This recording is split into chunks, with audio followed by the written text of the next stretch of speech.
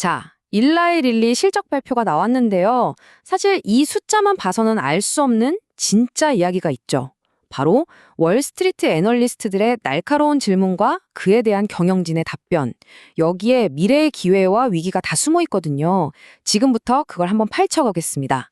보통 실적 발표는 잘 준비된 자료로 하잖아요. 근데 진짜 속내는 Q&A에서 드러나죠. 각본 없는 질문과 답변이 오가니까요. 그래서 저희는 이번에 딱 질의응답 세션만 집중해서 볼 겁니다. 릴리의 진짜 핵심 전략이 뭔지 한번 알아보시죠. 가장 먼저 불꽃이 튄 주제 뭐였을까요? 바로 이겁니다.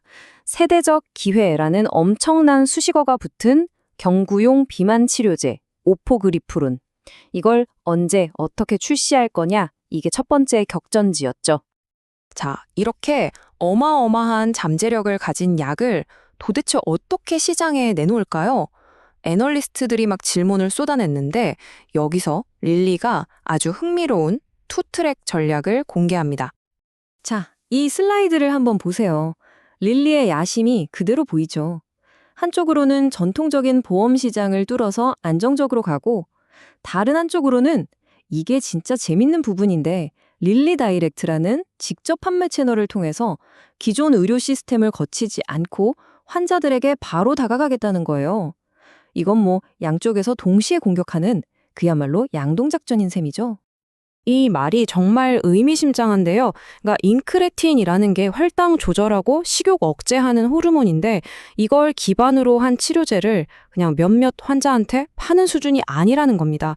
전 세계 수억 명에게 이걸 제공할 수 있는 말 그대로 세대를 바꾸는 기회로 보고 있다는 거죠. 이건 뭐 시장의 판을 아예 새로 짜겠다는 선언이나 다름없습니다. 근데 여기서 끝이 아닙니다.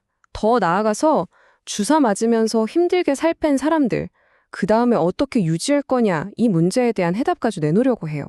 바로 이 어테인 메인테인 임상시험인데요. 이게 뭐냐면 번거로운 주사제에서 간편하게 먹는 약으로 갈아탔을 때도 효과가 유지되는지 보는 거예요.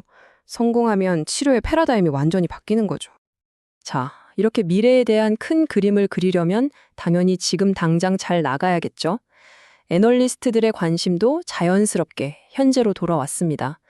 지금 시장을 완전히 휩쓸고 있는 릴리의 블록버스터 제품들, 그리고 경쟁은 또 얼마나 치열한지 이쪽으로 질문이 넘어갔습니다. 여기서 정말 놀라운 사실이 하나 드러납니다. 마운자로의 해외 매출이 폭발적으로 늘고 있는데 그 원동력이 보험 적용받는 환자가 아니라는 거예요. 자기 돈 내고서라도 이 약을 사려는 비만 환자들이라는 거죠.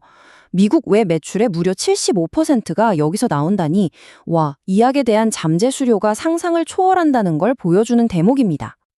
이런 상황에서 CEO가 딱 한마디로 정리합니다. 모두가 우리 자리를 탐내지만 우리는 지키는 데에 집중하고 있다고요. 이게 무슨 뜻이냐면 단순히 새로운 약 개발하는 것만 중요한 게 아니라는 겁니다. 지금 이 잘 나가는 약들을 차질 없이 만들어내고 시장에 제대로 공급하는 실행 능력, 바로 이게 우리를 지켜주는 진짜 성벽, 즉 해자라는 거죠. 자신감이 대단하죠. 하지만 이렇게 잘 나가면 꼭 따라붙는 게 있죠. 바로 가격 문제입니다. 이건 정말 뜨거운 감자거든요. 당연히 애널리스트들도 이 부분을 그냥 넘어가지 않았습니다. 아주 집요하게 파고들기 시작했죠. 자, 이 가격 얘기를 제대로 이해하려면 우리가 꼭 알아야 할 존재가 있습니다. 바로 PBM, 의약품관리대행사인데요. 미국 약값 시스템에 보이지 않는 손이라고 할 수 있죠. 이들이 왜 중요한지 이게 가격 논쟁의 핵심이기 때문입니다. 잠깐만 짚고 넘어갈게요.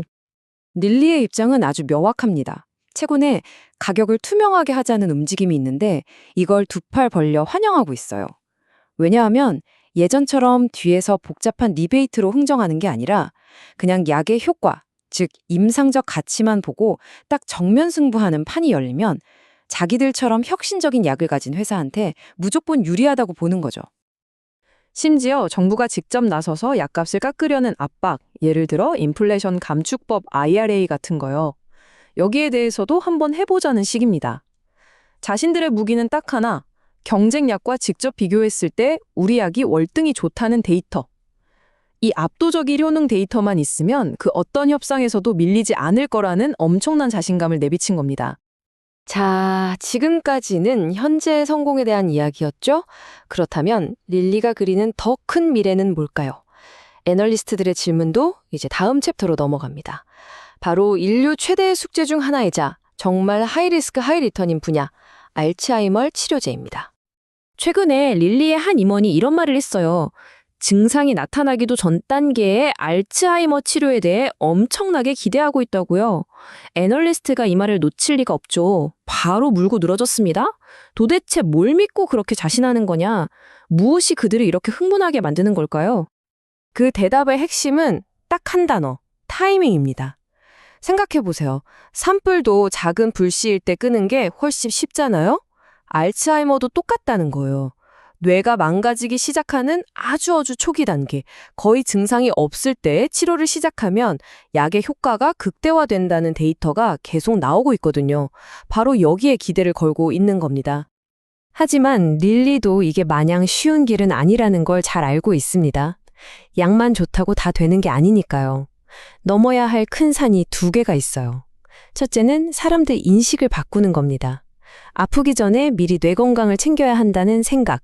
그리고 둘째는 간단한 피검사만으로 위험한 사람을 미리 찾아낼 수 있는 진단 기술이 널리 보급되어야 한다는 거죠. 이 두 가지가 해결되지 않으면 그림의 떡이라는 걸 인정한 셈입니다. 자, 오늘 질의응답을 쭉 정리해보면 일라이 릴리는 뭐랄까 현재의 성공에 만족하기는커녕 미래 먹거리까지 모든 전선에서 그야말로 총력전을 펼치고 있는 모습입니다. 이 무서운 질주를 과연 누가 어떻게 막을 수 있을까요? 어쩌면 시장 전체가 지금 이 질문에 답을 찾고 있는지도 모르겠습니다.